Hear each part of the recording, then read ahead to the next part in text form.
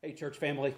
Sunday is Mother's Day, and I called home recently to check on my mom and my dad, see how they're doing during this pandemic. Mom has always been something of a clean freak anyway, and so in the age of COVID-19, Mom is in her zone. I mean, she has been training for a pandemic for decades, and she's prone to going a little bit overboard. It seems my dad came home not too long ago to find all the breakfast cereal in the house repackaged into little plastic Ziploc bags. Because my mom, in her effort to protect the family from COVID-19, had scrubbed down the cardboard cereal boxes so thoroughly, they actually disintegrated in her hands. And she was just trying to display her protective love for us. But now if anyone in my family gets contaminated, well, no, at least it wasn't from the Cheerios. The Hebrew prophets and Jesus himself compared God's love to that of a protective mother. Jesus was unashamed to say that if the people of first century Jerusalem had been willing, he would have guarded them and held them close to him the way a mother hen shelters her chicks under his wing. And the prophet Isaiah, who spoke of God's father-like love elsewhere, described God's love in maternal ways as well. In chapter 49, verse 15, Isaiah writes, speaking for God, "Can a mother forget her nursing child? Can she feel no love for the child at her breast? But even if that were possible, I would not forget you," God says. "See, I have engraved you in the palm of my hands." Several hundred years later, Jesus became the fulfillment of that word picture.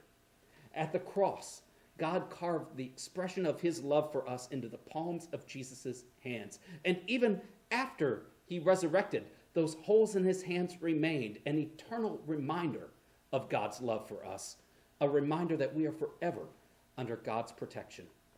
For if God did not spare his own son, but gave him up for us all, how will he not also with Christ graciously give us all things? We in the Farragut Church want to emulate God's protective love for us and show that same concern for one another.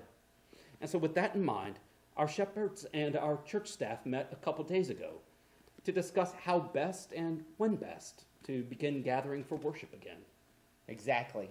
Really appreciate those word pictures there from the prophets. And about that meeting we had, let me say it was a wonderful time to gather.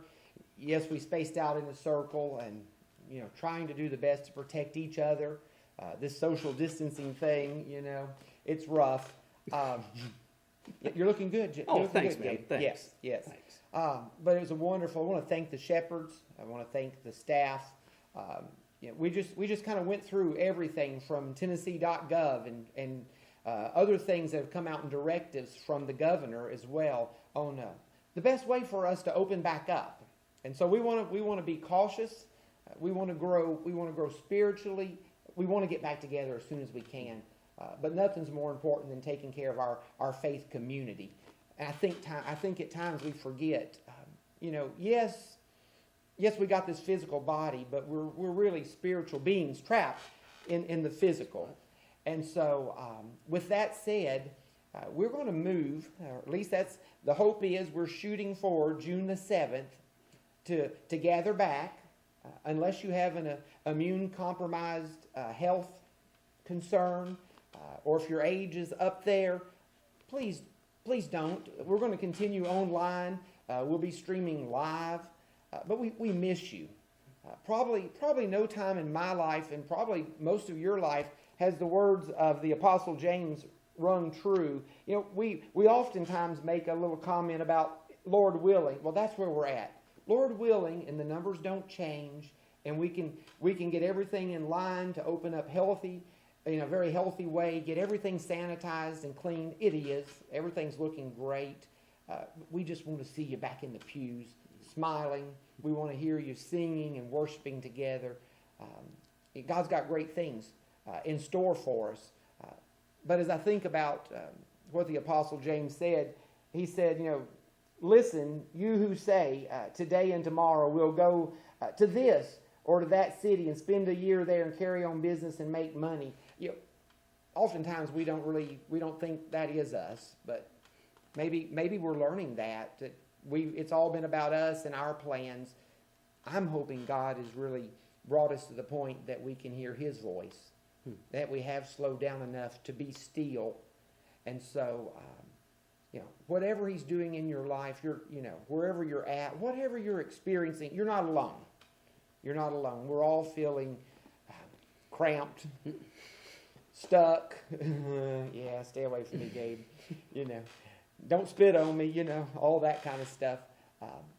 But if you're experiencing depression, whatever it is, know that you're not alone. I love the symbolism of, Jesus would like to gather us like chicks. A mother hen will take on everything to protect those children. She'll become the substitute. If it rains, she'll be there to gather them under. So no matter what's coming at you, know that you're not alone, that we're all in this together, and that God is more nurturing, more loving, more caring than we can ever think, feel, or imagine. And so we know those words in James do ring true. Life, it's just a vapor. And so if it's the Lord's will, we're going to reopen June the 7th. If things get really better, who knows? We might open up a week early. Don't know. June the 7th is what we're looking forward to. No classes. We'll still be in our online format there. And if you're having issues or not comfortable getting out, you'll still be able to get us through the website, through Facebook or YouTube. So until then, we just wish you the best. Hope you're having a good week. Continue to pray for our brothers and sisters in our community. And I want to thank everyone for all the teaching, for John and for Daryl and for everyone that's in those formats, for Gabe and for Jeff, everybody using their gifts. Our carolers, if you've seen that, all of our singers going out and singing to folks, Hope Central and all the work that's going on there, Freddie and the recovery groups, the pantry, some of the pantry ladies are going to venture out more tonight. And so if you need anything, please give us a call and know that we love you. Take care and God bless.